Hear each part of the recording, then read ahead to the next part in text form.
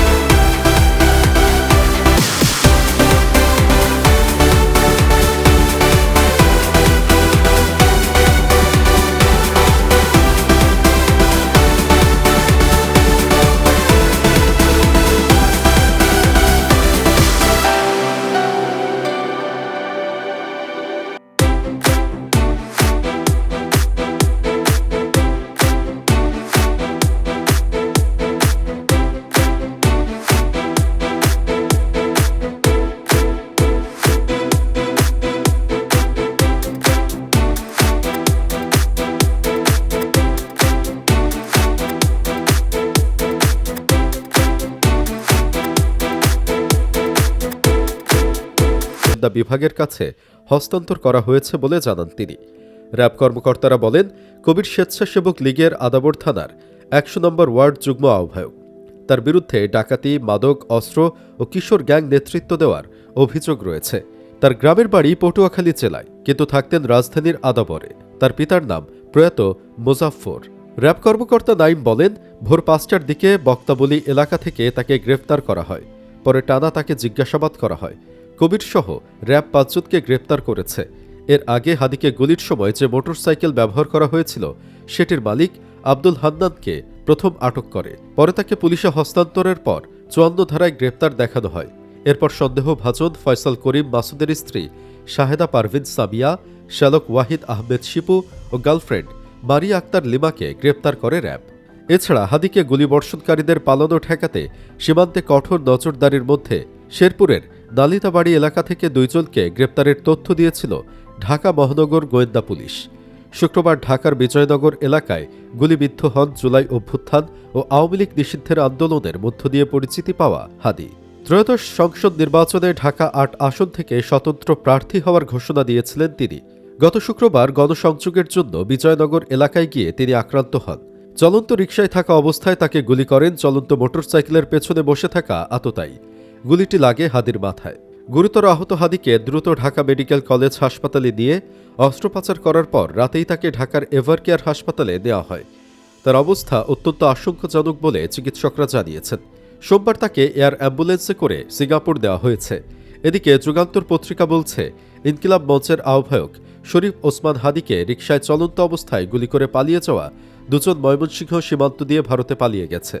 বিশ্বস্ত সূত্রের বরাত দিয়ে যমুনা টেলিভিশনের ময়মনসিংহের ব্যুরো চিফ হোসাইন শাহিদ রোববার যুগান্তরকে এ তথ্য নিশ্চিত করেছেন। তিনি বলেন, ওই ২ শুটার ফয়সাল ও আলমগীর শুক্রবারই ময়মনসিংহের হালুয়াঘাট উপজেলার ভুটিয়াপাড়া সীমান্ত দিয়ে মোটরসাইকেল যোগে পালিয়ে গেছে। ঘটনার পরপরই একটি প্রাইভেট কারে প্রথমে মিরপুর থেকে আশুলিয়া, পরে গাজীপুর হয়ে ময়মনসিংহে ঢুকে ময়মনসিংহে এসে সেই প্রাইভেট কার পাল্টে ফেলে তারা।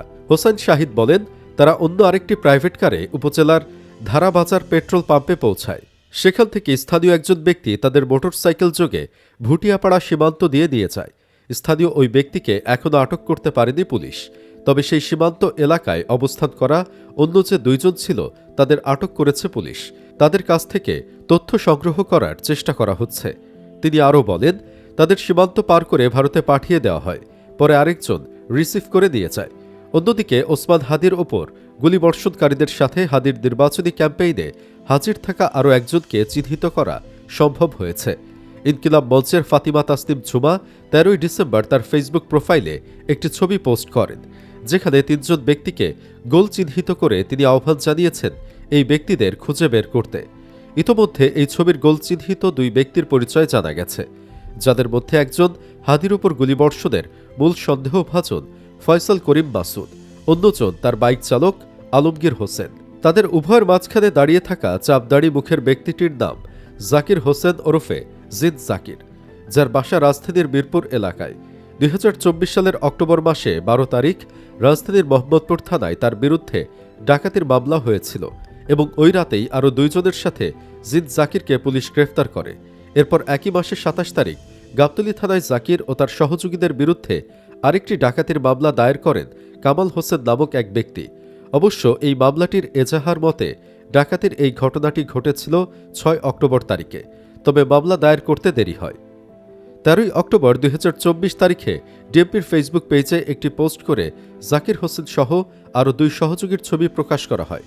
দ্য ডিসেন্ট গাবতলী থানায় মামলা দায়েরকারী কামাল হোসেনের কাছে ডিএমপির পেজে প্রকাশিত ছবি এবং হাদির উপর গুলিবর্ষণকারী ফয়সাল ও আলমগীরের মাঝখানে দাঁড়িয়ে থাকা ব্যক্তির ছবি পাঠিয়ে চেনেন কিনা প্রশ্ন করা হলে তিনি জানান, ছবি দুটির ব্যক্তিটি তার বাসায় 2024 সালে ডাকাতিতে নেতৃত্ব দিয়েছিলেন এবং তার বিরুদ্ধে তিনি আদাবর থানায় মামলা করেছেন।